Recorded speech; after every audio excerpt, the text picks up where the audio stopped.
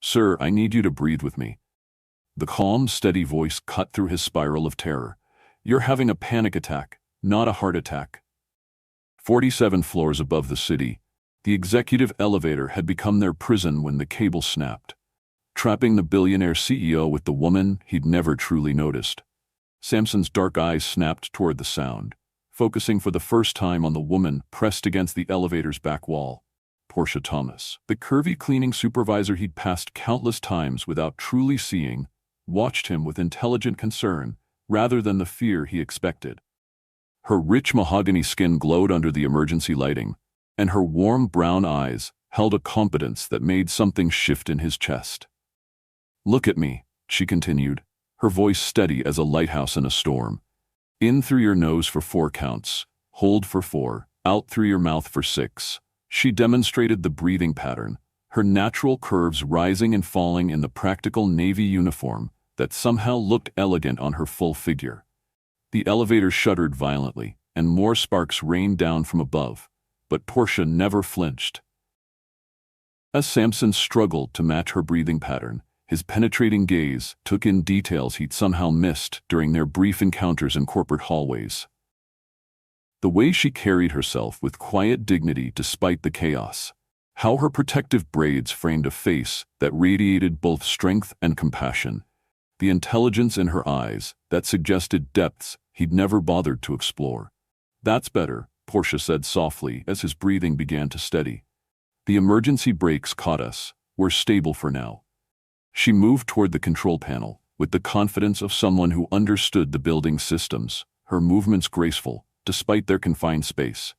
How do you know about elevators? Samson asked, his voice rougher than usual. The question surprised him. When was the last time he'd asked a waitress or woman about their knowledge, rather than simply issuing commands? I know about a lot of things, Mr. Vane. Her tone held no reproach, just quiet statement of fact, including the fact that this particular elevator was scheduled for maintenance tomorrow. The cable inspection was overdue by 3 weeks. She pressed the emergency phone button, waited, then tried again. Nothing. Her fingers moved to her cell phone, checking for signal. Steel cage, she murmured, more to herself than to him. We're going to be here a while. The reality hit Samson like a physical blow. Trapped. The word echoed in his mind, dragging up memories of locked closets and childhood punishments he'd spent millions in therapy trying to forget. His breathing started to quicken again. Mr. Vane. Portia's voice drew him back. What's your first name? The personal question startled him.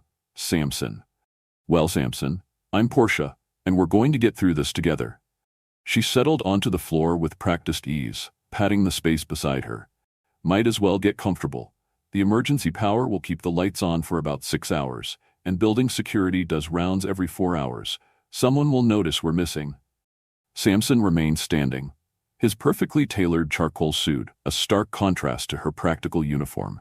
You seem remarkably calm for someone trapped in a plummeting elevator. A small smile played at the corners of her mouth. Panic doesn't solve problems. Planning does. She opened the leather folder she'd been carrying when the elevator malfunctioned. I was actually bringing you the quarterly efficiency reports for night shift operations. Ironic, considering our current efficiency just dropped to 0. Despite everything, Samson found himself almost smiling. When was the last time someone had made him smile during a crisis? You rate efficiency reports? Among other things. Portia's tone was matter-of-fact, not defensive. I have an MBA in business administration. Night school. Took me 6 years while working full-time, but I finished with a 3.8 GPA. The revelation hit him like another elevator drop. An MBA. This woman he'd categorized as cleaning staff held a graduate degree and was analyzing his company's operations. Heat crawled up his neck as he realized how completely he'd misjudged her. Why are you working in maintenance if you have an MBA? The question slipped out before he could stop it. Because it pays well, offers excellent benefits, and gives me flexible hours to be available for my daughter. No shame, no apology, just facts delivered with quiet dignity. Sophia's 17, honors student, heading to college next year. My priorities have been making sure she had stability and support. Everything else could wait. Everything else? My career ambitions. Using my degree, building something beyond survival. She looked directly at him, and something in her gaze made his chest tight in an entirely different way. Some of us don't start with trust funds and family connections, Samson. We build piece by piece, brick by brick. The way she said his name sent an unexpected warmth through him. Not the deference he was used to, not the calculation he expected from women who knew his net worth. Just his name, spoken like he was a man worth knowing, rather than a bank account worth accessing. The emergency lights flickered ominously, and the elevator gave another concerning shudder. Instinctively, Samson moved closer to the wall where Portia sat, his business-honed instincts screaming that she was the most competent person in this crisis. The backup power is failing faster than it should, she observed, checking her watch. We need to conserve the lighting and body heat. She looked up at him with those intelligent eyes. That's not a proposition, Mr. Vane. That's survival. For the first time in decades, Samson Vane found himself taking orders from someone else. And the most shocking part was how right it felt. The temperature in the elevator was already dropping as the building's climate control systems lost power to their isolated car. Portia had been right about the body heat, practical as always, he was beginning to realize. She shifted slightly, making room for him on the floor, without making it awkward or presumptuous. Tell me about Sophia, he said, as he lowered himself beside her, his expensive suit a poor substitute for warmth. The words surprised him again. When did he ever ask employees about their families? Portia's face transformed, which he spoke about her daughter. Pride radiated from every word as she described Sophia's academic achievements, her basketball scholarship prospects, her dreams of studying environmental engineering. As she talked, Samson found himself drawn into the picture of a life built on love and determination, rather than inheritance and expectation. She sounds remarkable, he said, and meant it. Like her mother. The compliment hung in the air between them, more intimate than it should have been in the confined space. Portia's eyes met his, and for a moment, the billionaire CEO and the cleaning supervisor disappeared. There was just a man and a woman, trapped together, seeing each other clearly for the first time. What about you? She asked softly. What drives Samson Vane when he's not being the corporate legend? The question hit deeper than he expected. What actually drove him? A need to prove himself to a father who seemed incapable of approval? The fear that without his empire, he was nothing. The bone-deep loneliness that no amount of success seemed to fill. I don't think anyone's ever asked me that, he admitted. That's sad, Portia said simply, and somehow her compassion hurt more than any criticism ever had. The emergency lights dimmed further, casting long shadows that seemed to shrink their world down to just the two of them. Outside their metal prison, the city hummed with life, but inside, time seemed suspended. Samson, Portia's voice was gentle but urgent. Your breathing is getting shallow again. Give me your hands. Without thinking, he extended his hands toward her. Her fingers were warm and steady as they covered his, and the simple human contact sent a shock through his system that had nothing to do with panic and everything to do with the beautiful, competent woman beside him. Feel my breathing, she instructed, guiding his hands to rest just below her collarbone. Match the rhythm. The intimacy of the gesture should have felt inappropriate, but instead it felt like salvation. Her heartbeat was steady beneath his palms, her breathing even and calming. For the first time in years, Samson felt his nervous system begin to truly relax. Better? She asked. Much. His voice came out rougher than intended. Thank you. They stayed like that for several minutes, his hands on her chest, her fingers covering his, breathing together in the dimming light. It was the most intimate moment Samson had experienced with a woman in years, and they were both fully clothed. The claustrophobia, he found himself saying. It's from childhood. My father believed in discipline through confinement. Locked closets, empty rooms, hours alone to think about my behavior. Portia's hands tightened over his. I'm sorry that happened to you. It made me strong, he said automatically, the excuse he'd used for decades. No, it made you afraid, she corrected gently. There's a difference. The simple truth of her words cracked something open in his chest. How long had he been afraid? Afraid of not being enough, of losing control, of letting anyone close enough to see the damaged foundation beneath his success? "You're not afraid," he observed.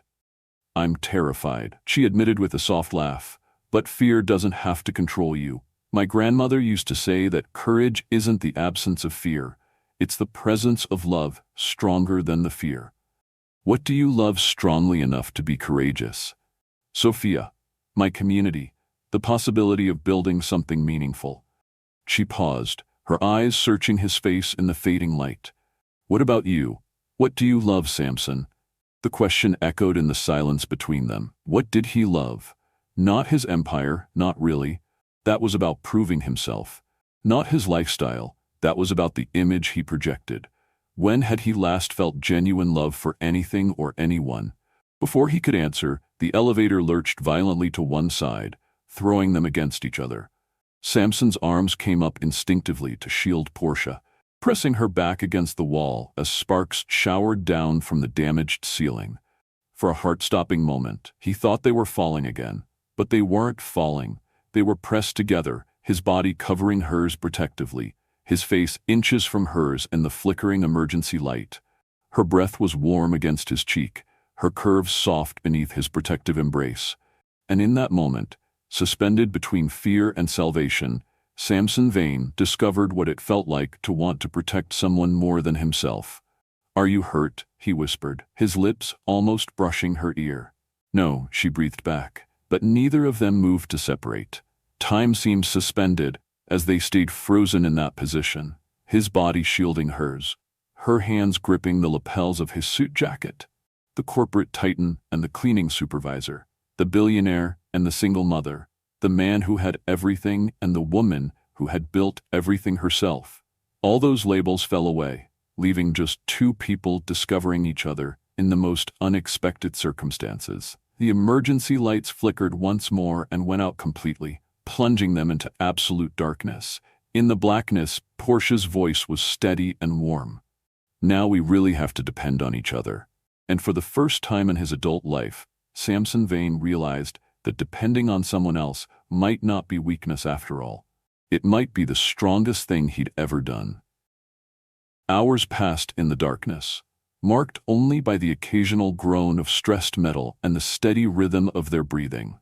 Samson had never experienced such complete sensory deprivation, and yet he'd never felt more aware of another human being. Every shift of Portia's body, every soft exhale, every brush of fabric registered with startling clarity. "Tell me about your empire," Portia said softly, her voice a lifeline in the void. "Not the corporate mythology, but how it really started." "Why do you want to know?" "Because I'm trying to understand the man who built it." Her words carried no flattery, just genuine curiosity. "And because talking keeps the panic away." She was right. In the absolute darkness, his childhood terrors lurked at the edges of his consciousness like hungry wolves. But her voice, her presence, held them at bay. "I was 8 when my mother died," he began, the words coming easier in the darkness than they ever had in therapy. "My father became obsessed with making sure I could survive anything. Independence through isolation, he called it. Love was earned through achievement." "That's not love," Portia said quietly. "That's performance anxiety." The brutal honesty of her assessment should have stung, but instead it felt like absolution. Every building I acquired, every company I purchased, every deal I closed, it was all to prove I was worthy of his approval. 30 years later, I'm still trying to earn something he might not be capable of giving. And what do you want to earn for yourself? The question hung in the air like incense, sacred and searching. What did he want for himself? When had he stopped distinguishing between Leonard's approval and his own happiness? "I don't know," he admitted. "I've been so busy becoming who I thought I should be, I'm not sure who I actually am." Portia's hand found his in the darkness, her fingers threading through his with surprising intimacy. "Maybe that's why we're here. Sometimes the universe puts us exactly where we need to be to figure that out." Her touch sent warmth racing up his arm and settling somewhere in his chest. When was the last time someone had offered him comfort without expecting something in return? When had anyone seen past his wealth to the man beneath? "What about you?" he asked, his thumb tracing small circles on her palm before he could stop himself. "What do you want that you haven't told yourself you can't have?" She was quiet for so long he wondered if she'd heard him. When she spoke, her voice carried decades of carefully controlled dreams. "I want to build something that matters. Not just survive, but thrive. Create programs that help other single mothers get their education while supporting their children. Design business systems that value human dignity alongside profit margins." She paused, and he felt her shift closer in the darkness. "I want to love someone who sees my mind as clearly as my body, someone who values my thoughts as much as my touch." The longing in her voice created an ache in his chest he couldn't name. Here was a woman with the intelligence and vision to transform his company, the compassion to transform his life, and he'd walked past her for months without seeing any of it. "You could do all of that," he said. "Your insights about the efficiency improvements, the way you handled this crisis, you have the mind of a CEO. I have the mind of a single mother who learned to see opportunities everywhere because I had to." Her laugh held no bitterness, just acceptance. "But opportunities and access aren't the same thing. My world doesn't typically welcome women who look like me into the boardroom." "It should. Yes, it should. But saying it and changing it are different things." The elevator gave another ominous creak, and Samson felt Portia tense beside him. Without thinking, he shifted position, wrapping his arm around her shoulders and drawing her against his side. "Body heat," he said, echoing her earlier words, though they both knew it was about more than temperature now. "Body heat," she agreed, but her voice held a smile he could hear, even if he couldn't see. As she settled against him, her head resting on his shoulder, Samson breathed in the subtle scent of her hair, something warm and natural that made him think of Sunday mornings and home-cooked meals. Things he'd never experienced, but suddenly craved with an intensity that stunned him. "Samson?" Her voice was softer now. "Nothing, Ruby. Can I ask you something personal? More personal than discussing my daddy issues in a broken elevator?" Her quiet laughter vibrated against his chest. "When was the last time you felt genuinely happy? Not successful or accomplished, but truly happy?" The question pierced through decades of achievement and accumulation. Happy. When had he last felt pure joy unmarked by anxiety or the need to prove himself? "I can't remember," he admitted, the confession scraping his throat raw. "That's heartbreaking. What about you? When were you last happy?" "Last Sunday," she said without hesitation. Sophia had made breakfast. Well, she tried to make breakfast, burned the eggs, oversalted the grits, but she was so proud. "We sat on our tiny balcony eating terrible food and laughing until our stomachs hurt. She told me about this boy in her chemistry class who likes her, and I gave her advice about not settling for anyone who doesn't appreciate her mind first." Her voice grew dreamy with the memory. It was perfect. Envy hit Samson like a physical blow. Not envy of her possessions or status, she had neither, but envy of her capacity for joy, her ability to find perfection in burned eggs and balcony conversations. Her wealth wasn't measured in dollars, but in love freely given and received. "You're rich," he said quietly. "In debt, actually," she corrected with another soft laugh. "No, you're rich in the ways that matter. You have love, purpose, connection. I have money." "Money isn't evil, Samson. It's what you do with it that matters. The choices you make about how to use your influence. What would you do if you had unlimited resources?" She was quiet for a moment, and he could almost feel her mind working in the darkness. Educational support programs for working parents. Child care centers in corporate buildings. Mentorship networks connecting experienced professionals with people trying to break into new fields. Affordable housing initiatives that preserve community integrity instead of destroying it through gentrification. Each idea she shared revealed the depth of her vision, the careful thought she'd given to problems he'd never considered. She wasn't just dreaming, she was planning, strategizing, designing solutions with the precision of an architect and the heart of a humanitarian. "You could do all of that," he said again, meaning it more than he'd ever meant anything. With the right partner, maybe. Something in her tone made his pulse quicken. Partner? Someone with resources and influence who understood that true success means lifting others as you climb. The elevator shifted slightly, a reminder of their precarious situation, but Samson barely noticed. He was too focused on the woman in his arms, the way her mind worked, the vision she carried. When had a conversation ever affected him this deeply? Portia, he began, then stopped. What was he trying to say? That he wanted to be that partner? That sitting in this broken elevator, he was discovering what he'd been searching for his entire life? That she was teaching him the difference between achievement and fulfillment? What is it? I want to help you build those programs. Not as charity, but as partnership. Your vision, my resources, our combined efforts. She turned her head, and even though he couldn't see her face, he felt the weight of her gaze. Why? Because in the last few hours, you've shown me more about genuine leadership than 30 years of business school and board meetings. Because your ideas could transform not just my company, but entire communities. Because, he paused, searching for words that felt inadequate. Because I think I've been waiting my whole life to meet someone who could show me what purpose actually looks like. Samson, her voice carried warning and wonder in equal measure. I know this is complicated. I know there are a dozen reasons why this is impossible. Our different worlds, your daughter, my father's expectations, the corporate hierarchy. The fact that we're trapped in an elevator and might be experiencing trauma bonding. He couldn't help but smile at her practical assessment. That too. But Portia, what I'm feeling right now, it's not trauma. It's recognition. Like I've been looking for you without knowing it. She was quiet for a long moment, and Samson held his breath, waiting for her response. When she spoke, her words carried the careful consideration he was learning to love about her. I've been disappointed before by powerful men who said pretty words, men who saw potential in me until it became inconvenient, men who wanted to help me until helping me required them to actually change. I'm not those men. I don't know what you are yet, she said honestly, but I know what you could be. The question is whether you're willing to do the work to become that man.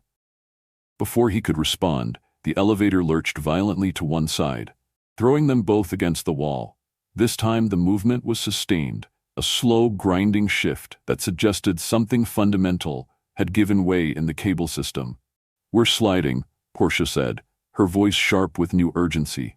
The emergency brake isn't going to hold much longer. Terror shot through Samson's system, but underneath it was something else, a fierce protective instinct he'd never experienced. If this elevator fell, if they died here, he would never know what could have grown between them. He would never see her vision become reality, never watch her intelligence transform his company, never discover what love felt like when it was freely given instead of carefully earned. Look at me, he said, turning toward her voice in the darkness. If we get out of this, when we get out of this, I want to try. Whatever this is between us, I want to explore it. I want to be your partner in every sense of the word. Samson, I know I have a lot to prove. I know I need to change, and that change might be uncomfortable and slow. But I've never wanted anything the way I want the chance to earn your trust. The elevator groaned ominously, settling deeper into its compromised position. In the distance, they could hear the faint sound of voices, search teams maybe, or maintenance crews. They're looking for us, Portia said. Answer me first. Will you give me a chance? Another moment of silence, filled with the creaking of stressed metal and the distant sounds of rescue efforts. When Portia spoke, her voice carried both hope and caution. Ask me again when we're back on solid ground, when you've had time to think about what you're really offering and what it would cost you. It won't change how I feel. We'll see. The voices were getting closer now, and they could hear the distinctive whir of emergency equipment. Rescue was coming, which meant their bubble of intimacy would soon burst, replaced by the harsh light of reality and the complications of their different worlds. But as Samson held Portia close in those final moments of darkness, he made himself a promise. He would prove to her that what had grown between them in this elevator was real. He would show her that he could be the partner she deserved, the man worthy of her vision and trust. Have you ever found yourself completely wrong about someone who turned out to be exactly what you needed? Share your story in the comments below. The sound of drill bits biting into metal echoed through their prison as the rescue team worked to free them. Light began to seep through the doors as emergency crews pried them apart, and Samson felt Portia start to pull away, preparing to resume their normal roles, billionaire CEO and cleaning supervisor. But he didn't let her go. Not yet. Portia, he whispered urgently as voices called out to them from beyond the opening doors. This isn't over. Whatever happens next, this isn't over. She looked at him in the growing light, her face illuminated for the first time in hours. What he saw there took his breath away. Not just her physical beauty, though that was undeniable, but the intelligence in her eyes, the strength in her expression, the quiet dignity that had guided them through their ordeal. No, she agreed softly, her hands still clasped in his. It's not over, it's just beginning. The rescue team burst through the doors with flashlights and medical equipment, shattering their intimate cocoon with harsh reality. But as they were helped from the elevator, checked for injuries, and separated for medical evaluation, Samson carried with him the certainty that his life had just changed forever. He'd entered that elevator as a man who'd built an empire to fill the emptiness inside him. He was leaving it as a man who'd discovered what he'd been empty for. The question now was whether he could prove worthy of keeping it. The media attention started within hours of their rescue. Billionaire CEO saved by heroic employee ran across every news channel, though the reporters had the story completely backward. Samson watched the coverage from his hospital bed, frustrated by how they portrayed Portia as the lucky worker who'd happened to be in the right place at the right time, rather than the brilliant woman who'd saved his life in more ways than one. But it was the photograph that stopped his heart. Someone had captured them emerging from the elevator, and in that image, everything was visible.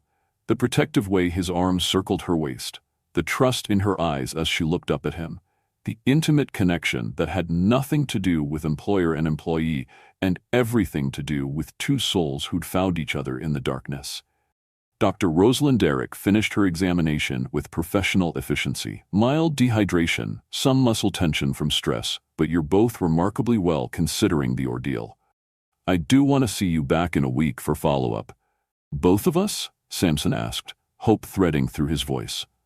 Miss Thomas requested separate appointments, the doctor said diplomatically, then left them alone. Portia stood by the window, still in her cleaning uniform, but somehow looking more regal than any socialite he'd ever known.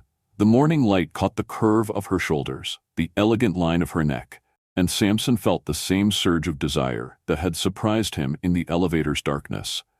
You're avoiding me, he said quietly. I'm processing. She turned to face him, and he saw the careful distance she'd rebuilt between them. What happened in that elevator was intense. Life or death situations create artificial intimacy. I need to figure out what's real and what's adrenaline. I know what's real. Do you?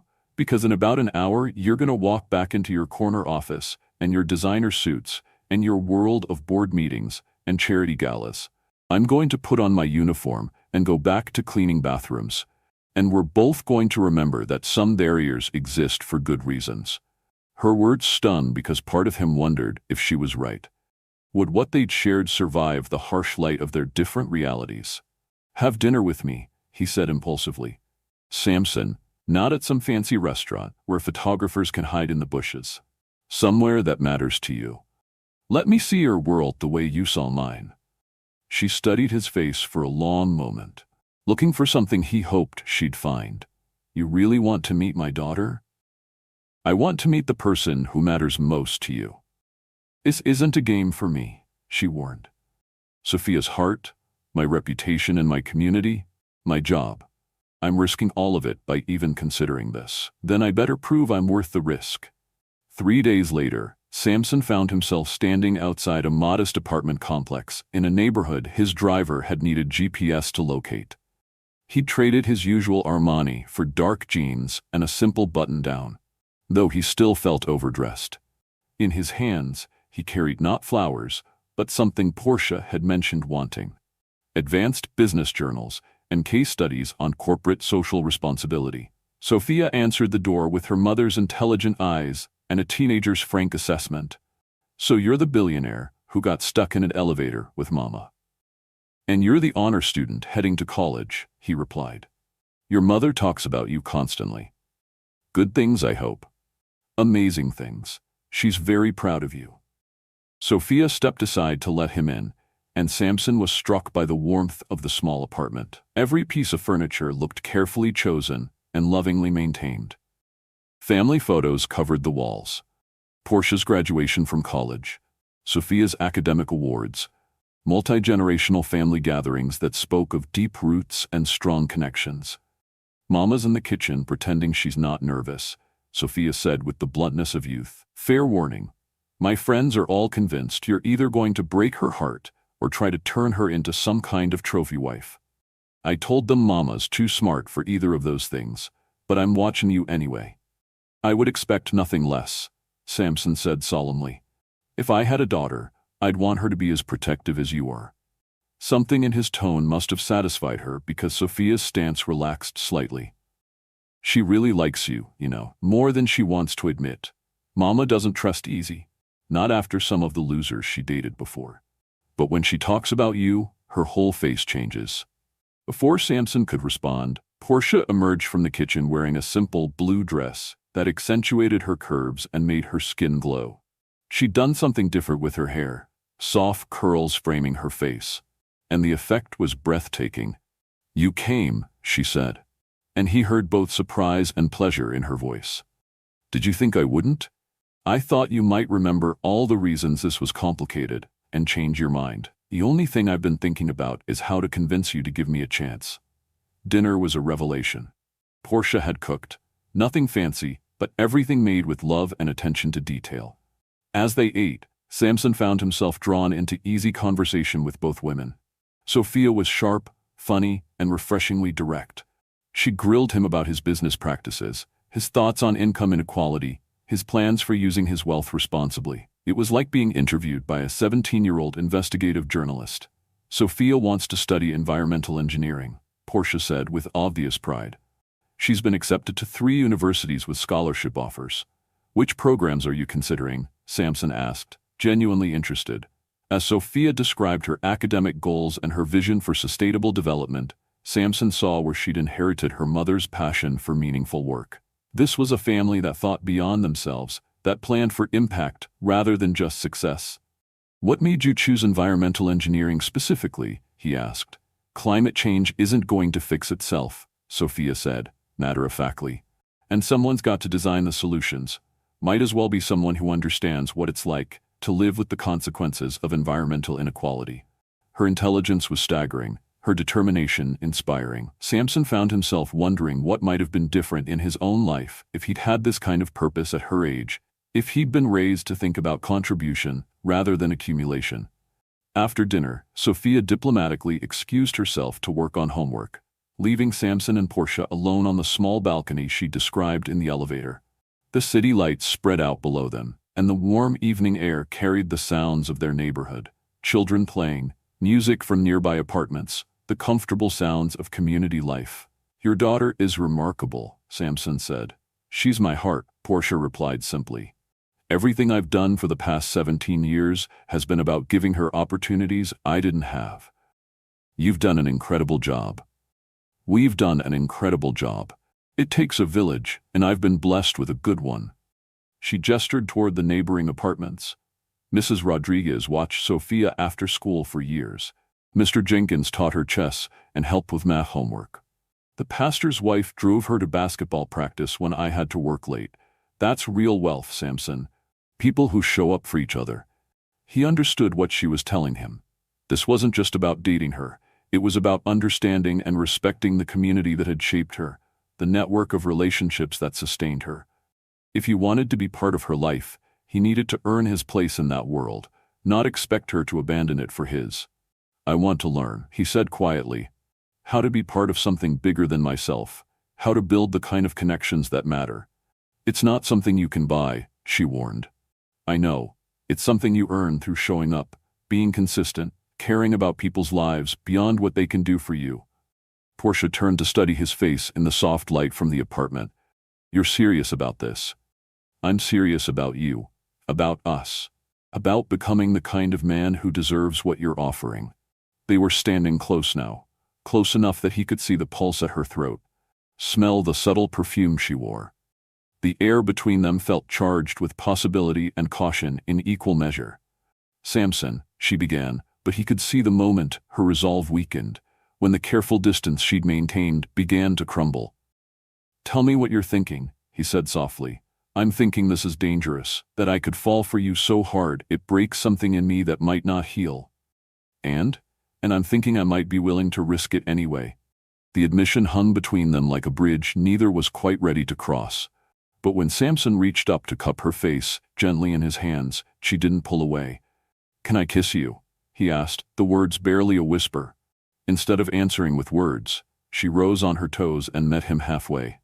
The kiss was everything their elevator encounter had promised and more. Soft at first, tentative, then deeper, as they discovered this new dimension of their connection. She tasted like the wine they'd shared with dinner and something else, something uniquely her that made his head spin with want. When they finally broke apart, both were breathing hard. "This changes things," Portia said. "I hope so. If we do this, if we really try this, I need you to understand what you're signing up for. My life isn't glamorous. I work odd hours. I have a teenager who comes first. I have student loans and a mortgage and responsibilities that don't disappear because I'm dating a billionaire. I can't be your escape from reality because this is my reality." "I don't want an escape," he said, meaning it. "I want to build something real with you, something that matters. And if your father disapproves, if your business associates think you're making a mistake, if the media decides we're a scandal, then they'll learn what I learned in that elevator, that you're the strongest, smartest, most incredible woman I've ever met, and anyone who can't see that is missing out." She searched his eyes for something, sincerity, commitment, the depth of his feelings. Whatever she found there must have satisfied her because she smiled, the first truly open smile he'd seen since their rescue. "Okay," she said simply. "Okay? Let's try this, but we do it right. We take our time, we build something solid, and we make sure Sophia's comfortable with whatever develops. Whatever you need. What I need is to trust that you're in this for the right reasons, that you see me as a partner, not a project." "You're not a project," he said firmly. "You're the woman who's teaching me what I want my life to look like." This time, when she kissed him, there was no hesitation, no holding back. There was promise and passion and the beginning of something that felt like forever. From inside the apartment, they could hear Sophia's voice calling out, "Mama, I'm going to bed. And Mr. Billionaire, you better treat her right or you'll answer to me." They broke apart laughing, and Samson felt something settle in his chest that he'd never experienced before. This was what family felt like. This was what home could be. "I should go," he said reluctantly. "Probably," she agreed, but neither of them moved. "Have dinner with me tomorrow? Somewhere public, somewhere we can start figuring out how to navigate this in the real world." "I'd like that." As he prepared to leave, Samson felt the weight of possibility settling around them. The elevator had been their beginning, but this was their choice. The conscious decision to build something together despite all the obstacles. Walking to his car, he pulled out his phone and made 2 calls. The first was to his assistant, instructing her to research the best corporate social responsibility programs in the country. The second was to his building's security chief, asking for a complete investigation into the elevator malfunction. If he was going to be worthy of Portia Thomas, he needed to start acting like the man she saw in him, rather than the man his father had shaped him to be. The next few weeks passed in a blur of carefully orchestrated dates and stolen moments. Samson discovered that courting Portia required strategy, patience, and genuine effort in ways he'd never experienced. She wasn't impressed by expensive restaurants or luxury experiences. What moved her were thoughtful gestures, intelligent conversation, and evidence that he understood her values. Their first public date was at a small cafe near her neighborhood, where she insisted on paying for her own coffee, and they spent 2 hours discussing business philosophy and social responsibility. Photographers snapped pictures from across the street, But Portia handled the attention with the same grace she'd shown in the elevator. Calm, dignified, unimpressed by the spectacle. Their second date was at Sophia's basketball game, where Samson learned the true meaning of community support. He watched Portia cheer for not just her daughter but every player, saw how she knew the parents and siblings, how she was woven into the fabric of this world in ways that had nothing to do with status or wealth, and everything to do with showing up consistently. The third date was at her church's community dinner, where Samson found himself serving food alongside Portia and listening to stories from people whose struggles and triumphs had never intersected with his world before. It was humbling and enlightening, and he began to understand what Portia had meant about real wealth being measured in relationships.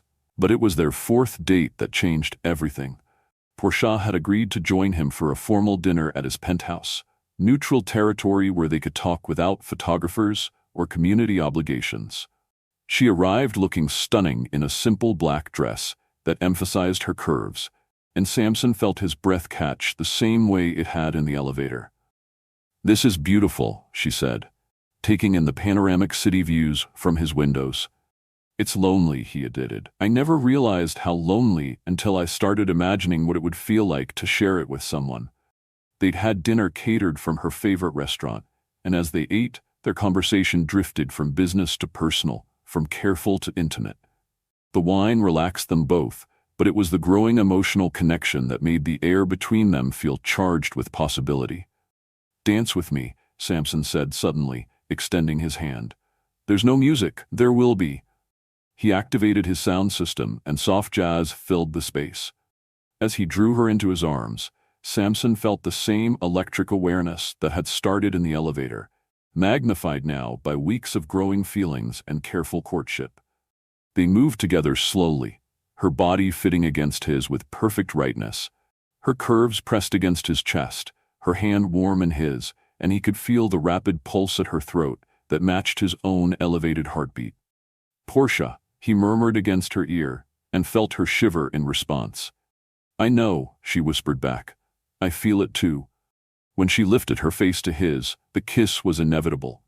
But this time, there was no interruption, no rescue team breaking down doors, no return to separate worlds. There was just the two of them, finally free to explore what had been building between them since that first moment of recognition in the darkness. The kiss deepened, became hungrier, more urgent. Samson's hands found the small of her back, drawing her closer, while hers gripped the lapels of his jacket, as if she were afraid he might disappear. "Are you sure?" he asked against her lips, giving her one last chance to retreat. "I've never been more sure of anything," she replied, and the certainty in her voice undid him completely. Outside, storm clouds had been gathering all evening, and now the first drops of rain began pattering against the floor-to-ceiling windows. As if summoned by their growing passion, the weather seemed to mirror the intensity building between them. Samson led her to the bedroom, pausing at the threshold to frame her face in his hands. "You're so beautiful," he said, and she could hear in his voice that he meant more than just her physical appearance. He saw her intelligence, her strength, her capacity for love. All of it was beautiful to him. "Show me," she whispered, and the simple words nearly brought him to his knees. What followed was a dance of discovery that had nothing to do with music and everything to do with souls finding their perfect match. In the soft glow of candlelight that Samson had lit throughout the bedroom, with rain creating nature's symphony against the windows, they explored each other with reverent hands and whispered words of wonder. Portia's fingers traced the strong line of Samson's jaw, memorizing the texture of his skin. The way his eyes darkened with desire as she touched him. "I never expected this," she murmured against his throat. "Never expected you." "I've been waiting for you my whole life without knowing it," he replied, his hands gentle as they learned the curves of her body through the soft fabric of her dress.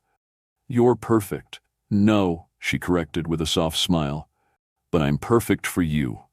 When he slowly lowered the zipper of her dress, his movements were unhurried, worshipful, as if unveiling a masterpiece. The fabric whispered to the floor, And in the flickering candlelight, Portia stood before him, unashamed, beautiful in her confidence and her trust. "My turn," she said, her fingers working the buttons of his shirt with steady hands, despite the trembling she felt inside. Each inch of skin she revealed was a revelation. The broad chest, the subtle scars that spoke of a life lived, the racing heartbeat that matched her own. They came together on silk sheets that felt cool against heated skin, their bodies finding a rhythm as old as time itself. Thunder rolled overhead, as if the very heavens were celebrating their union, and lightning illuminated their faces in moments of pure connection. "I love you," Samson whispered as their bodies moved together, the words torn from somewhere deep in his soul. "I love your mind, your strength, your heart. I love the way you see the world, and the way you make me want to be better." "I love you too," Portia breathed, her hands framing his face as she gazed into his eyes. "I love the man you're becoming, the man you've always been underneath all the walls." In that moment, as they surrendered completely to each other, all barriers fell away. There was no billionaire CEO, no cleaning supervisor, no class differences or social expectations. There were just two hearts that had found their home in each other, two souls that had discovered what it meant to be truly known and completely loved. The storm outside mirrored the intensity of their passion, building to a crescendo that left them both transformed. When they finally stilled, wrapped in each other's arms with rain drumming softly against the windows, they lay in perfect contentment, their breathing gradually returning to normal. "That was," Portia began, then trailed off, unable to find words. "Life-changing," Samson finished, pressing a kiss to the top of her head. "You've changed everything for me, Portia, everything."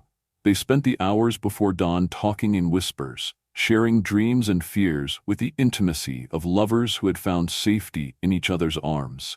Samson told her about business deals that had kept him awake at night, not from excitement, but from a growing sense of emptiness. Portia shared her secret fear that she might never be enough for someone, that her past struggles would always make her somehow less worthy of love. "You're not less than anything," Samson said fiercely, his arms tightening around her. "You're more than I ever dared hope for, more intelligent, more beautiful, more compassionate than any woman I've ever known. And you're not the cold, heartless businessman the media makes you out to be," she replied, her fingers drawing lazy patterns on his chest. "You're wounded and lonely and so hungry for real connection that it breaks my heart." "Not anymore," he said, catching her hand and bringing it to his lips. "I'm not lonely anymore." As the first light of dawn began to filter through the storm clouds, they made love again, slower this time, savoring each touch and kiss as if they had all the time in the world.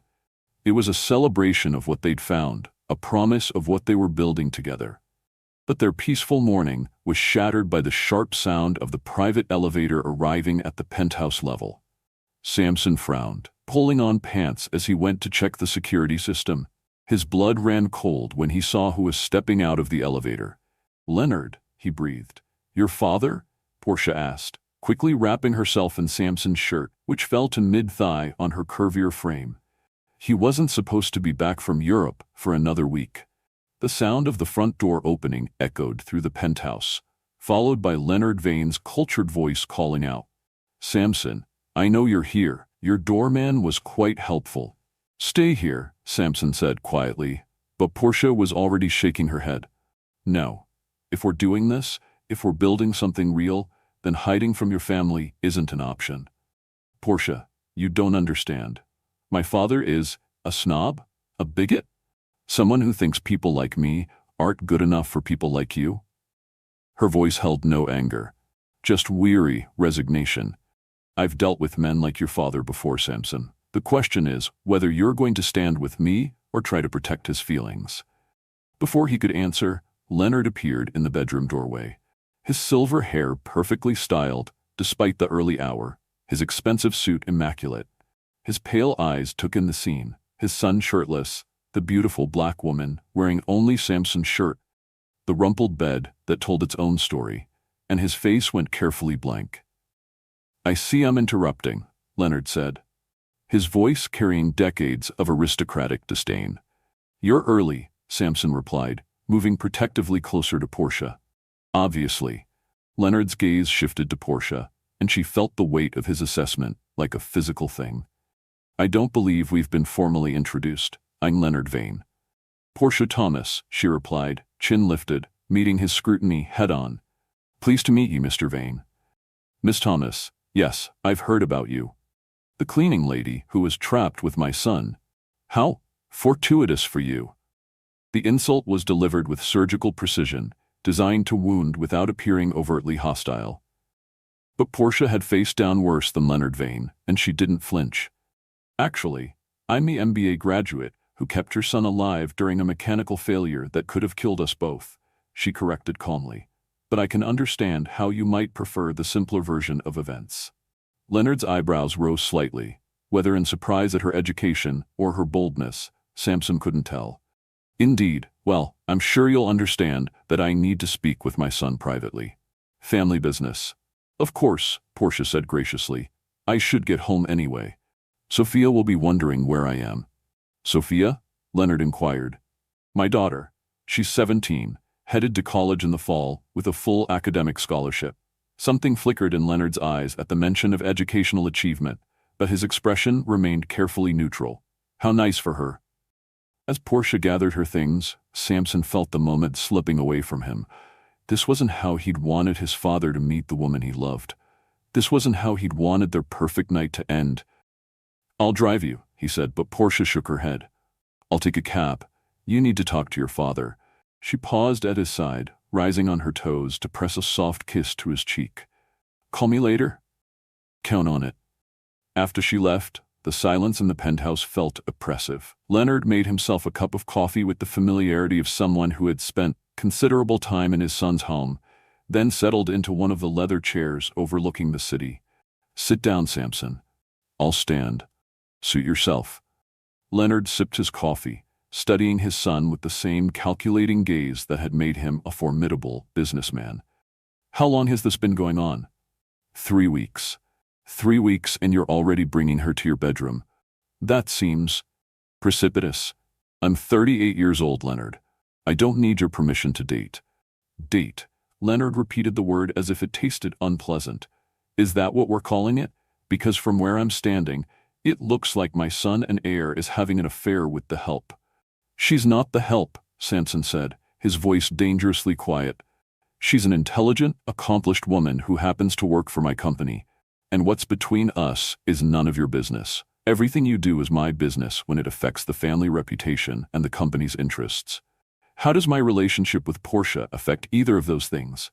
Leonard stood, moving to the window to look out the city where he'd built his fortune. The board is already talking, Samson. Rumors about your judgment being compromised. Questions about whether you're thinking with your heart instead of your head. Add in the optics of a relationship with a subordinate employee. She's not subordinate to me. She's my equal. She cleans toilets for a living, Leonard said bluntly. She has an MBA and more natural business sense than half my executive team. She's already identified efficiency improvements that could save the company millions. Then promote her to a position that reflects those abilities and end this personal entanglement. It's not an entanglement. I love her. The words hung in the air between them, and Leonard's face went carefully expressionless. Love, I see. And does she love you, or does she love what you can provide for her and her daughter? The question hit like a physical blow, because it touched on Samson's deepest fear, that what felt real to him might be strategy to her. But then he remembered the way she'd looked at him in the candlelight, the way she'd touched him with reverent hands, the way she'd spoken his name like a prayer. She loves me, he said with quiet certainty. You're sure about that? Sure enough to risk everything you've built? Because that's what this is, Samson. You continue down this path, and you'll lose the respect of your peers, the confidence of your board, and potentially your position as CEO. Are you threatening me? I'm stating facts. The business world is still largely run by men who look like us, who come from families like ours. They'll never accept her as your equal, and by extension, they'll question your judgment in all things. Then maybe it's time for that world to change. Leonard turned from the window, his pale eyes sharp with something that might have been disappointment. I raised you to think strategically, not emotionally. This woman, attractive as she may be, is a liability you can't afford. She's the best thing that's ever happened to me. She's a distraction from your responsibilities. To the company, to the family legacy, to the life I've spent decades building for you. The life you built for me is empty, Leonard. It's all achievement and no meaning, all success and no joy. Portia has shown me what I've been missing. What you've been missing is focus. What you've been missing is the discipline to separate your personal desires from your professional obligations. Samson felt the familiar weight of his father's disapproval, the conditional love that had shaped his entire childhood, but for the first time it didn't crush him. Instead, it crystallized his understanding of what truly mattered.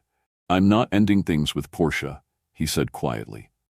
Then you're choosing her over your family, over your inheritance, over everything I've worked to give you. I'm choosing love over fear. I'm choosing authentic connection over empty achievement. I'm choosing to become the man she sees in me, instead of staying the man you made me. Leonard's face hardened. If you continue this relationship, don't expect my support, financial or otherwise. I don't need your money, Leonard. I need your understanding. I need my father to be happy for me because I've found someone who makes me want to be better. What I see is my son throwing away his future for a woman who will never fit into his world. Then you're not seeing clearly, because she doesn't need to fit into my world. I need to expand my world to include hers. The conversation continued for another hour, circular and bitter, with neither man willing to yield. When Leonard finally left, his parting words were a prediction rather than a threat. She'll break your heart, Samson. And when she does, don't come to me for sympathy. Alone in his penthouse, Samson poured himself a drink and stood where his father had stood, looking out at the city. But instead of seeing power and achievement, he saw Portia's neighborhood, Sophia's school, the community that had welcomed him despite his wealth. He saw a different kind of legacy, one built on love and service rather than dominance and accumulation. His phone buzzed with a text from Portia. I hope your conversation went well. Thank you for last night. It was perfect. Looking at her words, Samson felt his resolve strengthen. Leonard was wrong about many things, but he was especially wrong about Portia. She wasn't going to break his heart. She was going to heal it. He typed back, it was perfect, you're perfect, and I love you. Her response came quickly. I love you too. We'll figure out the rest together. Together. That was the word that made all the difference. Whatever challenges they faced, from his father, from society, from the complications of their different worlds, they would face them together. And that made him stronger than he'd ever been alone. The next 2 weeks felt like living in a pressure cooker. Leonard's disapproval cast a shadow over everything, but Samson refused to hide his relationship with Portia.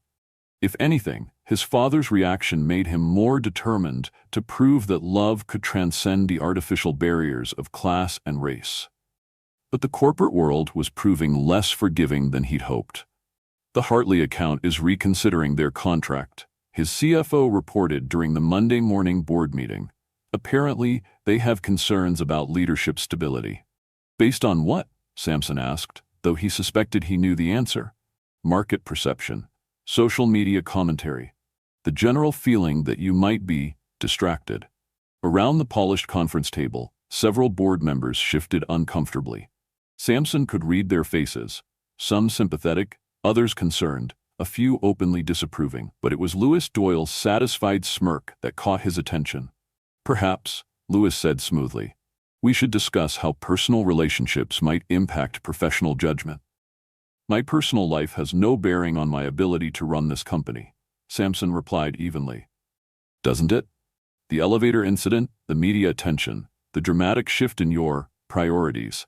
Some might argue that a CEO's personal choices reflect his decision-making capacity, and some might argue that a CEO who understands diverse perspectives and experiences would be better equipped to lead in today's market, Samson countered.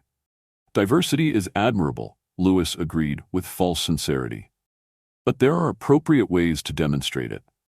ways that don't involve compromising relationships with employees. The implication hung in the air like poison gas. Sampson felt his hands clench beneath the table, but before he could respond, his assistant appeared in the doorway. "Mr. Vane, I'm sorry to interrupt, but there's an urgent matter requiring your attention." Grateful for the escape, Sampson followed her out of the boardroom. "What is it, Patricia?" "It's about Miss Thomas, sir. Building security received a complaint about harassment. Someone's been leaving notes on her cleaning cart." Sampson's blood ran cold. "What kind of notes?" Patricia handed him a plastic evidence bag containing a piece of paper with words cut from magazines. "Gold diggers get what they deserve. Know your place." "Where is she now?" "Cleaning the 32nd floor. Sir." She seemed upset. Sampson was moving before Patricia finished speaking, taking the stairs 2 at a time rather than waiting for the elevator. He found Portia in an empty office, methodically cleaning windows with movements that spoke of barely controlled emotion. "Portia."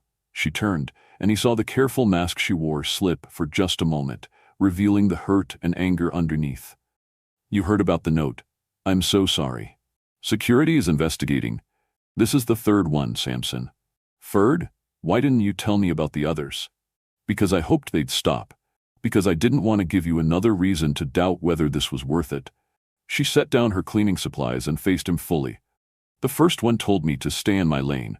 The second one suggested I was using my body to climb the corporate ladder.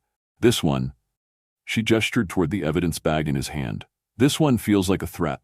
I'll find out who's doing this. I'll make sure it stops. Will you? Because from where I'm standing, it looks like your corporate world is trying to push me out, and I'm not sure you have the power to stop it." "What do you mean?"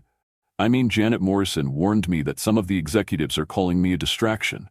I mean, I've heard whispers in the break room about gold diggers and inappropriate relationships. I mean, your own board member just questioned your judgment in front of everyone, and it's not hard to figure out what prompted that concern." Sampson felt the walls closing in around them, the same claustrophobic panic he'd experienced in the elevator. But this time, the threat wasn't mechanical failure. It was the systematic pressure designed to destroy what they'd built together. "Don't let them win," he said urgently. "Don't let them make you doubt what we have." "I'm not doubting what we have," Portia replied, her voice steady despite the storm in her eyes. "I'm questioning whether what we have is strong enough to survive what they're going to put us through." Before he could respond, his phone buzzed with an urgent text from Patricia. "Emergency board meeting called. Louis Doyle requesting leadership review." "I have to go," he said reluctantly. "But Portia, please don't make any decisions while you're upset. Let me handle this." "Handle what, exactly? Your board? Your father? The anonymous coward leaving threatening notes?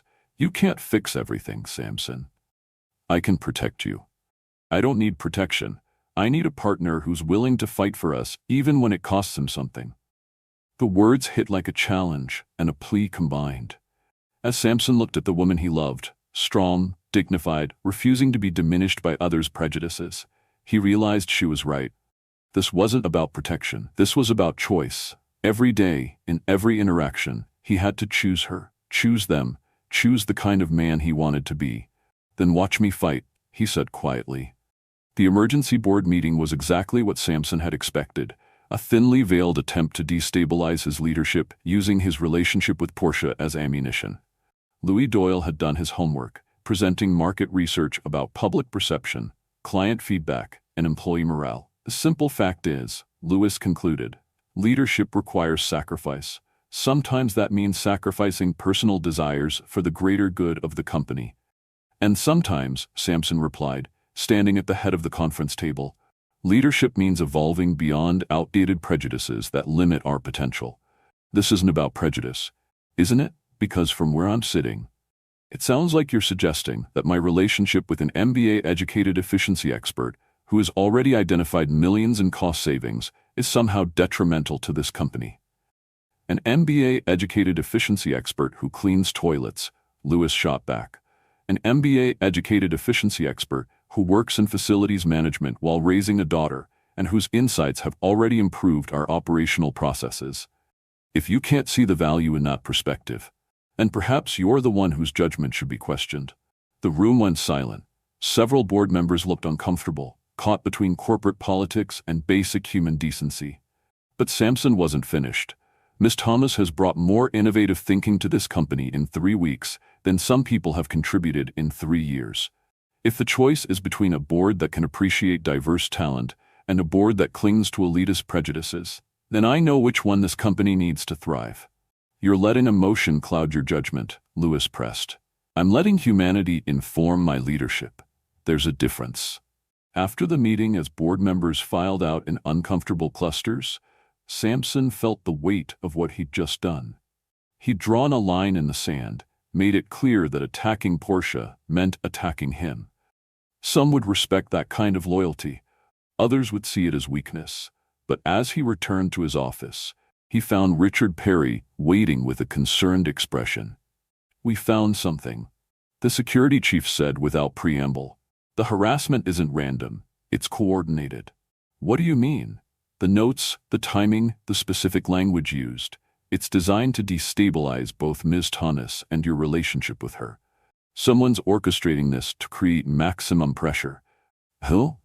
"I'm still investigating, but I have suspicions. Someone with access to employee schedules, knowledge of board dynamics, and motivation to see you fail." The implication was clear, even if Richard couldn't say it outright. Someone on the inside was trying to destroy them. That evening, Samson found Portia at Sophia's basketball game, cheering in the stands with the other parents as if nothing had changed. But he could see the tension in her shoulders, the careful way she avoided looking at him when he sat beside her. "How was the board meeting?" she asked quietly, eyes fixed on the court. "Illuminating. Turns out the harassment campaign against you is being orchestrated by someone with insider knowledge. I'm not surprised. What are you going to do about it? Find out who's behind it and make sure they face consequences. And then what? Fire them? Make an example of them? You think that's going to change the fundamental problem?" "What fundamental problem?" Portia finally looked at him, and her expression was both sad and resolute. "The problem that your world doesn't want me in it, Samson. The problem that loving you means accepting a life where I'm constantly under scrutiny, constantly having to prove my worth, constantly being reminded that some people think I don't belong. You do belong. With me, you belong. Do I? Because it feels like every day brings a new crisis, a new attack, a new reason why this is impossible." On the court, Sophia sank a three-pointer, and the crowd erupted in cheers. But Portia barely seemed to notice, lost in her own painful thoughts. "Look at her," she said, nodding toward her daughter. 17 years old, full scholarship to college, dreams of changing the world. What happens to her future if her mother becomes known as the woman who brought down a billionaire CEO? What happens to my reputation in my community if people think I'm just another gold digger? People who know you would never think that.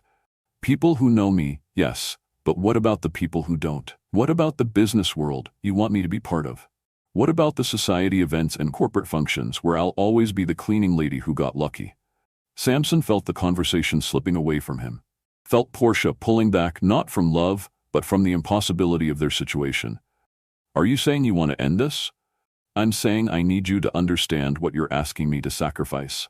My peace, my privacy, my daughter's security, my standing in my own community, all for a relationship that might not survive the pressure we're under." "It will survive. We will survive." "Will we? Because right now it feels like we're fighting everyone and everything just to be together. Your father, your board, anonymous cowards, social expectations. When does it end, Samson? When do we get to just love each other without the world trying to tear us apart?" Before he could answer, Sophia jogged over during a timeout, sweaty and glowing with athletic exertion. "Hey, Mr. Vane, did you see that shot?" She was bright and enthusiastic, unaware of the tension between the adults. "I saw it. Incredible work," Samson said, managing a smile. "Thanks. Coach says if I keep improving, I might get a look from some Division I schools." She turned to her mother. "Mama, you okay? You look stressed." "Just work stuff, baby. Nothing you need to worry about." But Sophia was too perceptive to be dismissed easily. "Is this about you and Mr. Vane? Because if people are giving you trouble about dating him, you should know I think he's good for you. You smile more when he's around. Have you ever had to choose between family approval and following your heart? Share your story in the comments. and don't forget to subscribe for tomorrow's continuation. The simple honesty of Sophia's words cut through all the complexity and fear. Here was a 17-year-old who could see what the corporate world and Leonard Vane couldn't. That love made people better. That happiness was worth fighting for. "Thank you, sweetheart," Portia said, kissing her daughter's forehead. "Now get back out there and show them what the Thomas women are made of." As Sophia ran back onto the court, Portia turned to Samson with something that looked like resolve forming in her eyes. "You want to fight for us?" she asked. "More than anything." "Then don't just fight the symptoms. Fight the disease. Change the culture that makes this kind of harassment possible. Use your influence to create workplaces where people are valued for their contributions, not judged by their relationships or backgrounds." "I will. I am. And Samson, the next time someone questions your judgment because you're with me, don't defend yourself. Defend the idea that love makes leaders stronger, not weaker. Defend the value of diverse perspectives. Defend the future instead of apologizing for the present." As they sat together, watching Sophia dominate the basketball court, Samson felt something crystallize in his chest. This wasn't just about proving his love to Portia anymore. This was about proving to himself, to his company, to the world that transformation was possible. But first, he had to find out who was trying to destroy them and make sure they never got another chance to hurt the woman he loved. The next morning brought the answer he'd been dreading. Richard Perry arrived at his office with surveillance footage and phone records that painted a clear picture of corporate sabotage. Lewis Doyle hired a private investigator to dig up dirt on Ms. Thomas, Richard reported. When they couldn't find anything substantial, he decided to create problems instead. The harassment campaign, the board pressure, even some of the negative media coverage, it's all connected. Samson stared at the evidence, feeling rage and relief in equal measure. Rage that someone he'd trusted had tried to destroy his happiness. Relief that the threat had a name and could be stopped. What's his endgame? Destabilize your leadership. Force you to choose between the relationship and the company, then position himself as the stable alternative when the board loses confidence. He underestimated me. He underestimated both of you. An hour later, Samson called an emergency board meeting. This time, he came prepared with evidence, legal counsel, and a clear ultimatum. As he laid out the proof of Lewis's harassment campaign, he watched several board members' faces shift, from skepticism to shock to disgust. Corporate sabotage, harassment of employees, and attempted manipulation of board decisions, his lawyer summarized. Doyle faces immediate termination and potential criminal charges. Lewis sat in stunned silence as his carefully constructed plan collapsed around him. "You can't prove I intended. I can prove you hired someone to harass an employee based on her relationship with me," Samson interrupted. "I can prove you coordinated media leaks to damage both our reputations. And I can prove you attempted to manipulate this board using information obtained through illegal surveillance." "The board will hear about this," Lewis blustered. "The board is hearing about it, right now." Samson looked around the table, meeting each member's eyes. "The question is whether you want to be part of a company that tolerates this kind of behavior, or one that stands for something better." The vote to remove Lewis Doyle from the board was unanimous. But as satisfying as that victory was, Samson knew the real work was just beginning. He had to rebuild trust, change culture, and prove that the company could be better than its worst impulses. Most importantly, he had to prove to Portia that fighting for their love meant fighting for the kind of world where their love could flourish. The aftermath of Louis Doyle's removal sent shockwaves through the corporate community. But the reaction wasn't what Samson had expected. Instead of criticism for his handling of the situation, he found support from unexpected quarters. Several CEOs reached out privately to commend his decisive action against workplace harassment. The employee satisfaction surveys showed dramatic improvement as word spread that leadership would protect staff from internal threats. But it was the conversation with Janet Morrison that truly shifted his perspective. "You did the right thing," the head of cleaning services told him when she requested a private meeting. "Louis approached me months ago, asking questions about Portia's work history, her personal life, looking for ammunition. I told him there wasn't any, because she's the most professional, hardworking person I've ever supervised. Why didn't you report this? To who? He was on the board of directors. I'm in facilities management. Who would have believed me? Janet's expression was matter-of-fact rather than bitter. But you believed her. You protected her. That means something to everyone who works in this building. Samson realized he'd been thinking too small. This wasn't just about his relationship with Portia. It was about creating a workplace where everyone felt safe and valued, where Janet Morrison could report harassment without fear, where Portia's intelligence was recognized regardless of her job title, where love and respect weren't luxuries reserved for the executive floor. That evening, he found Portia in her apartment, helping Sophia with college applications. The domestic scene, mother and daughter at the kitchen table, surrounded by papers and laptops. The warm smell of dinner in the oven filled him with a longing so intense it took his breath away. This was what home looked like. This was what family felt like. How did it go today? Portia asked, looking up from Sophia's essay about environmental justice. Louis is gone. The harassment will stop. Good.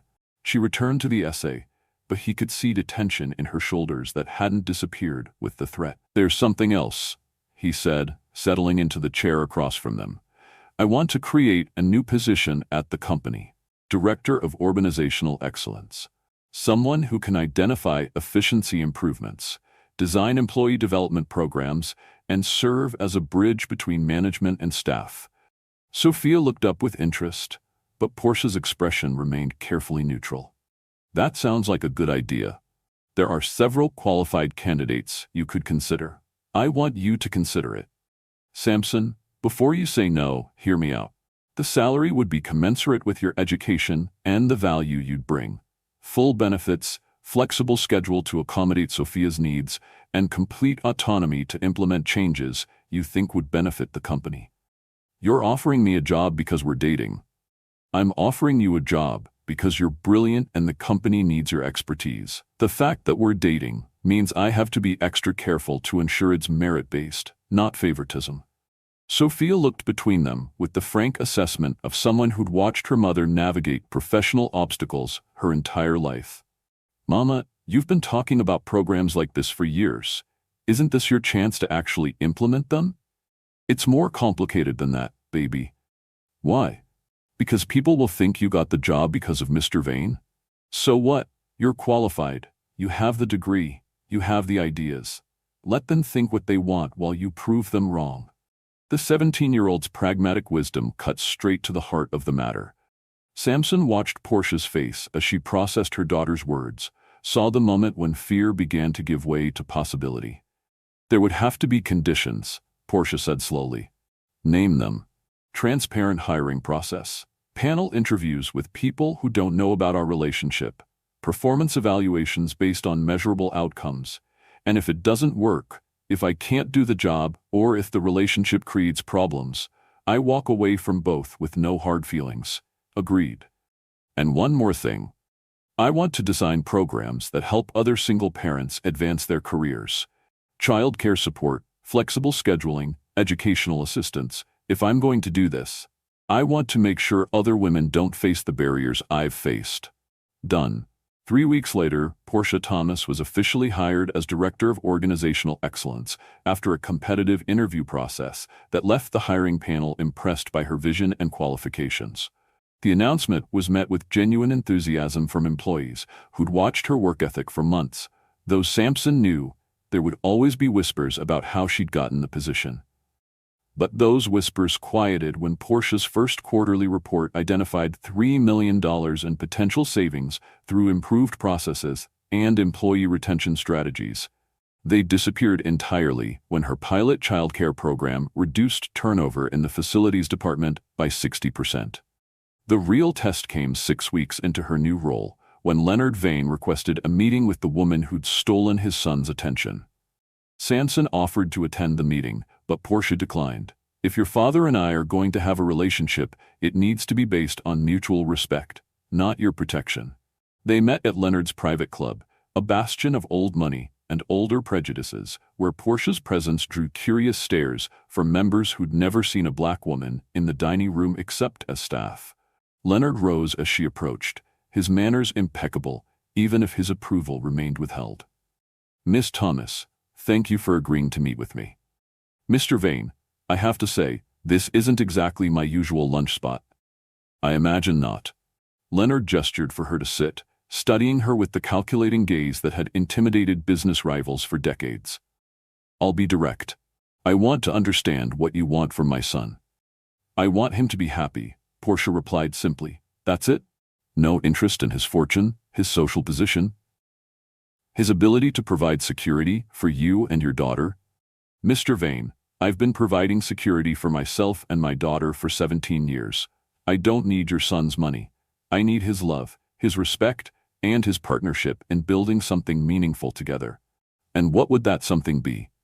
"A relationship based on equality and mutual support.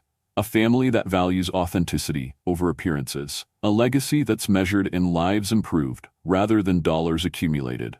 Leonard was quiet for a long moment, his pale eyes searching her face for deception or calculation. When he spoke again, his voice carried a note of grudging respect. "Samson has changed since he met you. He's softer. Some would say weaker. I would say more human, more connected to what actually matters." "And what matters, in your opinion?" "Love, family, using whatever privileges you have to lift others up instead of keeping them down." Portia met his gaze steadily. "Your son has the potential to be a transformational leader, not just a successful businessman. The question is whether you want to be part of that transformation or an obstacle to it." "You speak very directly." "I've learned that tiptoeing around people's prejudices doesn't change them, it just enables them." Leonard's eyebrows rose slightly. "You think I'm prejudiced? I think you're a man of your generation who's never had reason to question certain assumptions, but I also think you love your son enough to want his happiness, even if it challenges your comfort zone." "What makes you so certain of that?" "Because he talks about you constantly. Despite everything, despite your disapproval, he still wants your approval. He still loves you and hopes you'll love him unconditionally the way I love my daughter." Something flickered in Leonard's eyes at the mention of unconditional love. He was quiet for several minutes, lost in thoughts that Portia couldn't read. When he spoke again, his voice was softer, more vulnerable than she'd ever heard it. "My wife used to say that I confused control with love. That I thought if I could make Samson strong enough, successful enough, perfect enough, he'd never be hurt the way I was hurt growing up." He looked at Portia with something that might have been regret. "She died before she could teach me the difference.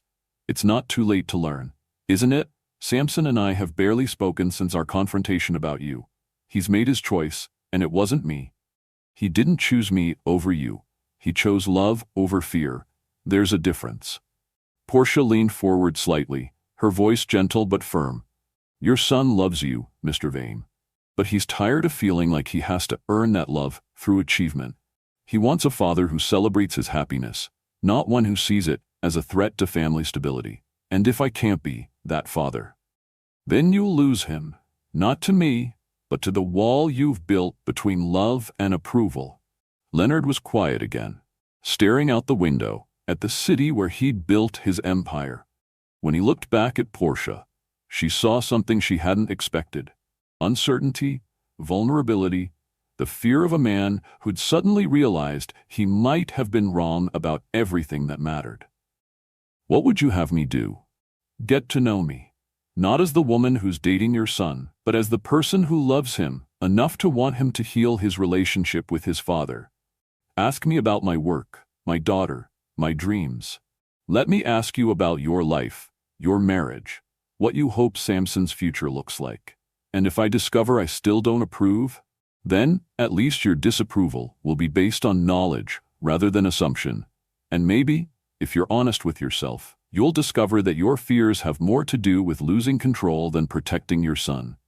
The conversation continued for 2 hours, touching on everything from corporate social responsibility to childhood trauma to the challenge of raising children to be strong without breaking their spirits. By the end, Leonard hadn't promised his approval, but he'd agreed to something almost as important: to try to understand.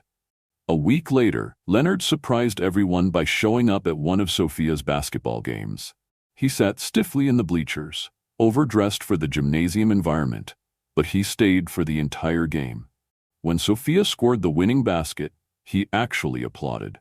Afterward, as families mingled in the parking lot, Leonard approached Samson and Portia with something that might have been an olive branch. "Your daughter plays well," he told Portia. "Thank you. She's worked very hard. I understand she's been accepted to several universities. Full academic scholarships to 3 schools. She's deciding between environmental engineering programs." Engineering. Leonard nodded approvingly. "A practical field with the potential for significant impact. I'd be interested to hear her thoughts on sustainable urban development sometime." It wasn't a declaration of acceptance, but it was acknowledgement. Recognition that Sophia was worth his time and attention, that her academic achievements had value in his world. For Portia, it was enough to build on. That night, as they lay together in Samson's penthouse bedroom, Portia traced lazy patterns on his chest, while rain drummed against the windows. The same storm sounds that had accompanied their first complete night together. "Your father asked me about sustainable development projects today," she murmured. "He's trying. He loves you. He's just afraid of losing you. He almost did lose me. If you hadn't helped me understand that love and approval are different things, I might have spent my whole life trying to earn something he was never going to give freely. And now? Now I know the difference between a relationship built on conditions and one built on acceptance. Now I know what it feels like to be loved for who I am instead of what I achieve." Portia lifted her head to look at him, her eyes soft in the dim light. "You know what I realized today?" "What?" "We're going to be okay, all of us. Your father's learning to love without controlling. You're learning to lead with your heart as well as your head. And I'm learning that sometimes the biggest risk is the one most worth taking. I love you," he said, rolling over to pin her gently beneath him. "I love your strength, your wisdom, your refusal to settle for less than you deserve. I love the way you see possibilities where others see problems." "Show me," she whispered, echoing the words she'd spoken on their first night together. What followed was a celebration of how far they'd traveled together, how much they'd overcome, how deeply their love had grown through adversity. Their bodies moved together with the familiarity of lovers who'd learned each other's rhythms, but also with the passion of 2 people who'd nearly lost everything and found their way back to each other. When they finally stilled, wrapped in each other's arms with their heartbeats gradually returning to normal, they lay in comfortable silence listening to the storm outside. But this time, the weather felt like a blessing rather than a challenge. Nature's way of creating a cocoon around their happiness. "Samson?" Portia's voice was drowsy with contentment. "Yes? Tomorrow I'm going to ask your father if he wants to attend Sophia's scholarship ceremony next week. He'll say yes." "How do you know?" "Because you asked. And because he's finally learning that loving someone means showing up for the things that matter to them." Portia smiled against his chest, and Samson felt the deep satisfaction of a man who discovered that the best victories were the ones that healed rather than conquered. Outside, the storm was beginning to pass, leaving behind the clean scent of rain and the promise of clearer skies ahead. The university scholarship ceremony was held in the grand auditorium of State University, filled with proud families celebrating their children's academic achievements.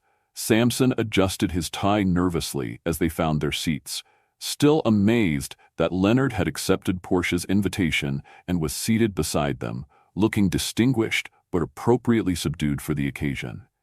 "She's nervous," Portia whispered, nodding toward the stage where Sophia sat with the other scholarship recipients.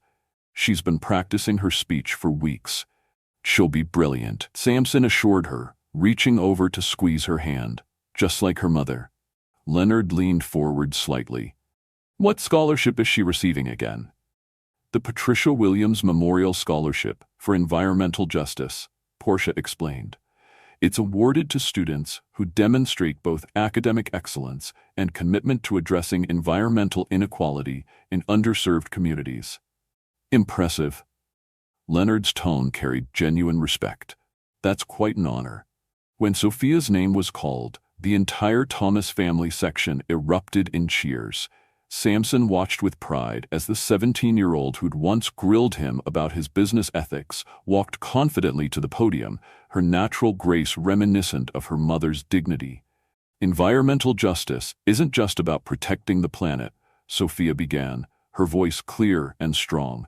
It's about protecting the people who are most vulnerable to environmental harm. It's about recognizing that climate change affects poor communities and communities of color disproportionately, and that real solutions must address both environmental and social equity.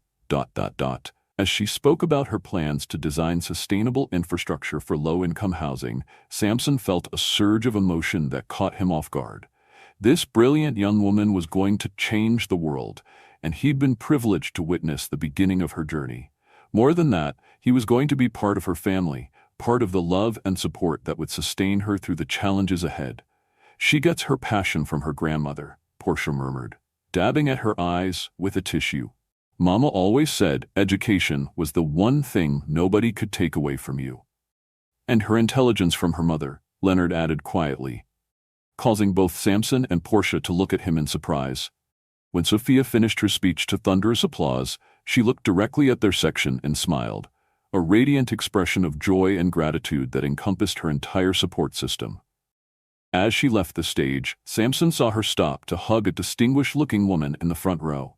That's Dr. Patricia Williams's daughter, Portia explained, following his gaze. She presents the scholarship every year in her mother's memory. Dr. Williams was the first black woman to earn tenure in the environmental science department here. A fitting legacy, Leonard observed, using education to honor education.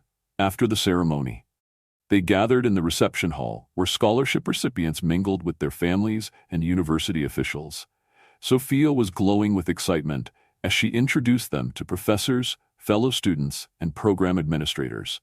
"Mom, Mr. Vane, Mr. Leonard," she said, approaching with a tall man in an expensive suit. "I want you to meet Dr. Harrison Fletcher. He's the dean of the engineering school." Dean Fletcher shook hands with each of them, his manner warm but professional. "Miss Thomas has told me so much about her family. You should be incredibly proud. She's one of the most promising students we've admitted in years." "We are proud," Portia said, her voice thick with emotion. "She's worked so hard for this opportunity." Speaking of opportunities, Dean Fletcher continued, "I understand Miss Thomas here has recently been promoted to Director of Organizational Excellence at Vane Industries. That's quite an accomplishment." "It is," Leonard said, stepping forward unexpectedly. "My son has excellent judgment when it comes to recognizing talent." The simple statement hung in the air like a benediction.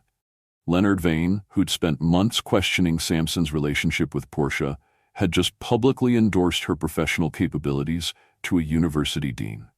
It was a small moment, but it felt monumental to everyone who understood its significance. Later, as the reception wound down, they found themselves in a quiet corner of the hall. Sophia had gone to take photos with her fellow scholarship recipients, leaving the three adults to process the evening's emotions. "She's remarkable," Leonard said, watching Sophia laugh with her new classmates. "Intelligent, articulate, purposeful. You've raised an exceptional young woman." "Thank you," Portia replied. "That means a lot, especially coming from you." "I owe you an apology," Leonard continued, his voice formal but sincere. "I made assumptions about you based on prejudices I didn't even realize I held. I was wrong, and I'm sorry." "You don't need to apologize for protecting your son. I would do the same for Sophia." "I wasn't protecting him. I was controlling him. There's a difference, and you helped me see that." Leonard paused, seeming to gather his courage. "My wife left me something before she died, something I think you should have." He reached into his jacket pocket and withdrew a small velvet box. "These were her grandmother's pearls. She wore them on our wedding day, and she always said she hoped our son would give them to the woman who made him truly happy." Portia's eyes widened as Leonard opened the box, revealing a strand of lustrous pearls that caught the light like captured moonbeams. "Mr. Vane, I can't. You can and you should, because Samson is happier than I've ever seen him. And that's because of you. Because you've taught him what love looks like when it's freely given instead of carefully earned." Leonard's voice grew thick with emotion. You've given me back my son, Portia. The least I can do is give you my blessing. Tears spilled down Portia's cheeks as Leonard fastened the pearls around her neck with surprising gentleness. Samson watched the moment unfold with wonder, seeing his father's rigid walls finally crumble completely, witnessing the birth of a new kind of family built on acceptance rather than obligation. "Thank you," Portia whispered, touching the pearls at her throat. "For the necklace, but more for the trust. Thank you for loving my son well enough to push him to become the man he was meant to be." When Sophia returned, flushed with excitement and clutching her scholarship certificate, she immediately noticed the pearls. "Mama, those are beautiful. Where did they come from?" "They're a family heirloom," Leonard said before Portia could answer. "And now they belong to our family." Our family. The words hung in the air like a promise, transforming four separate people into something cohesive and connected. Sophia looked between the adults with the quick perception of youth, understanding that something significant had shifted, even if she didn't know all the details. "Does this mean we're going to have Sunday dinners together?" she asked with the practical directness that reminded Samson so much of her mother. "If you'll have me," Leonard replied. "Though I should warn you, I'm not much of a cook." "That's okay. Mama makes enough for an army anyway, and Mr. Samson's been helping in the kitchen. He's getting better at not burning things." The easy banter that followed felt natural, unforced, the beginning of traditions that would bind them together across generational and cultural lines. As they prepared to leave the reception, Samson felt the pieces of his life clicking into place with satisfying completeness. Outside the university, under a canopy of stars, they lingered in the parking lot, saying goodbyes that felt more like hellos.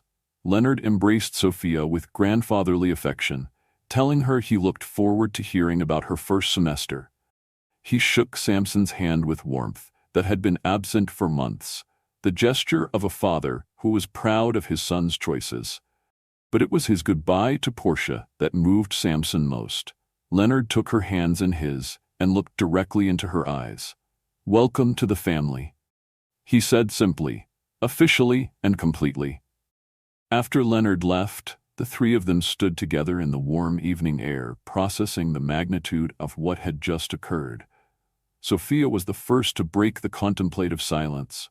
"So," she said with a grin, "when are you going to propose to my mama?" "Sophia," Portia exclaimed, but her daughter was undaunted. "What? It's obvious you two are crazy about each other. Mr. Leonard just gave her the family pearls, and honestly, I'm tired of pretending I don't know you spend most nights at his place." Samson and Portia looked at each other, caught between embarrassment and amusement. They'd been so focused on navigating external obstacles that they hadn't discussed the future in concrete terms, even though both knew where their hearts were leading. "Your daughter has a point," Samson said, his voice warm with affection and possibility. "Though I was hoping to have this conversation in private." "Too late now," Sophia declared. "Besides, I think public proposals are romantic. All the movies have them." "This isn't a movie, baby," Portia said, but her eyes never left Samson's face. "Isn't it? Rich guy, working woman, family drama, public declarations of love. Sounds like a movie to me. The only thing missing is the grand gesture." Samson felt something shift inside him, a recognition that Sophia was right about more than just the cinematic quality of their story. They'd overcome every obstacle, healed every relationship, and built something beautiful together. What were they waiting for? "Portia," he said, taking her hands the way his father had done moments before. "I love you. I love your strength, your intelligence, your refusal to settle for less than you deserve. I love the way you've made me want to be better, not just more successful. I love the family we've built together and the future we're creating." "Samson, I know this isn't how I planned it. I know I don't have a ring or a romantic setting or the perfect words, but I have something better. I have certainty. Certainty that I want to spend my life proving worthy of your love. Certainty that I want to be Sophia's stepfather and help her change the world. Certainty that I want to build a legacy with you that's measured in love multiplied, not wealth accumulated."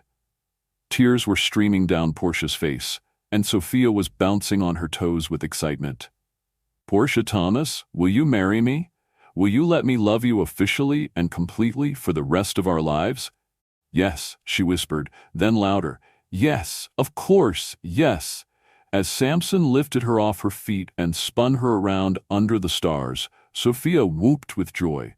Other families leaving the reception turned to look, and seeing the obvious celebration, several broke into spontaneous applause. This is the best night ever, Sophia declared, wrapping both of them in an enthusiastic hug. Wait until I tell everyone at school that my stepdad is a billionaire. Your stepdad is a man who loves your mother and wants to help you achieve your dreams, Samson corrected gently. The billionaire part is just paperwork. Even better, Sophia said with satisfaction. That means you love us for the right reasons.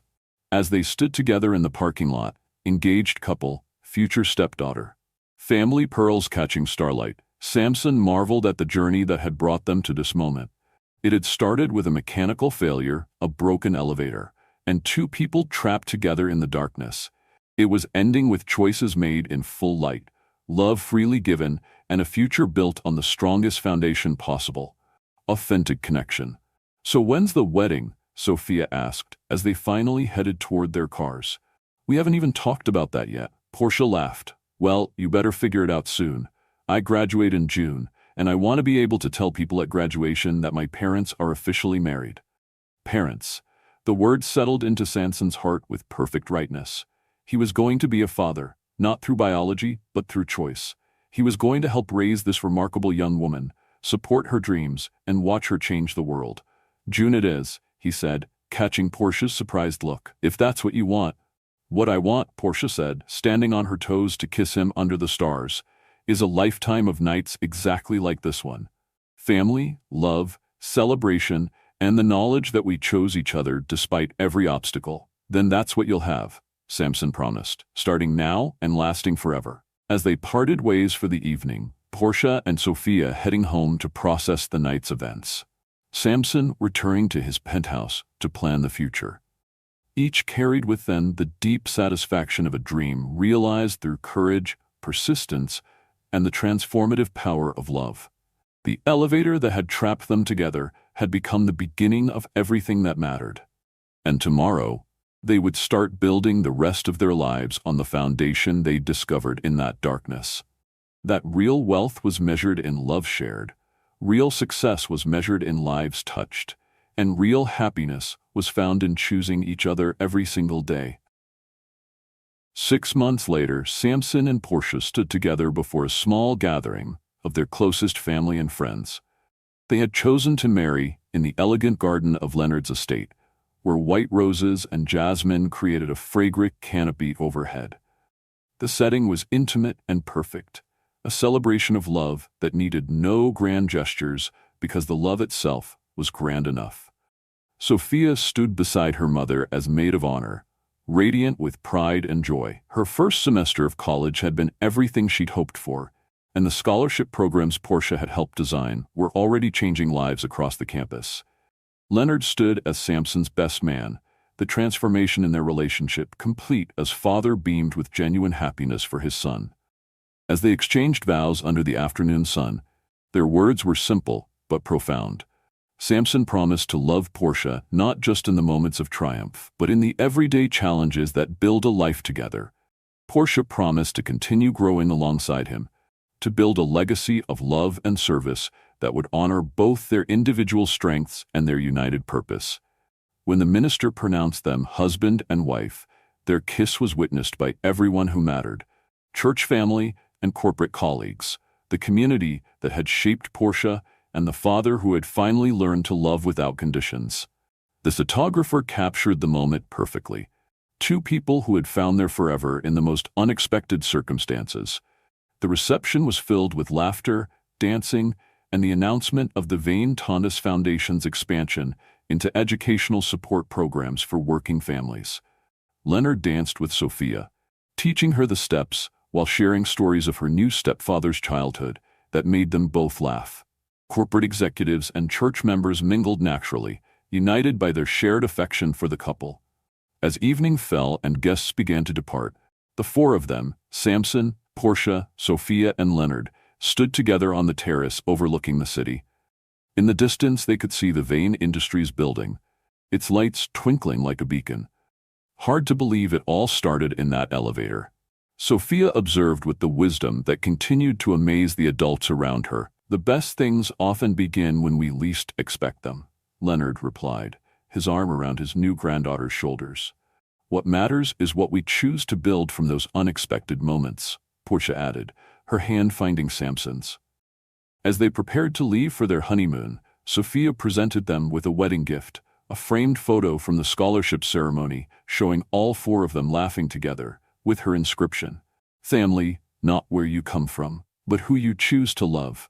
"Thank you," Samson said, embracing the young woman who had welcomed him into their family with such grace.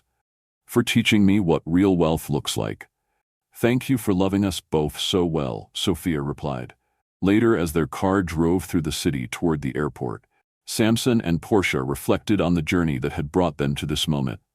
From that terrifying night in a broken elevator to this perfect beginning of their married life, they had discovered that love could indeed conquer every obstacle when it was built on mutual respect, shared values, and unwavering commitment. "Mrs. Vane," Samson murmured, testing her new name. "I like the sound of that," she replied, settling against his shoulder. "Though professionally, I think Portia Thomas Vane has a perfect ring to it." "Perfect, just like you." As their plane lifted into the star-filled sky, carrying them toward their honeymoon and their future, they both understood that their real treasure wasn't the luxury around them, it was the love they carried for each other and the family they had built together. The elevator had trapped them together for hours, but love had set them free forever. And sometimes that's exactly how the best love stories begin. In the darkness, finding light in each other.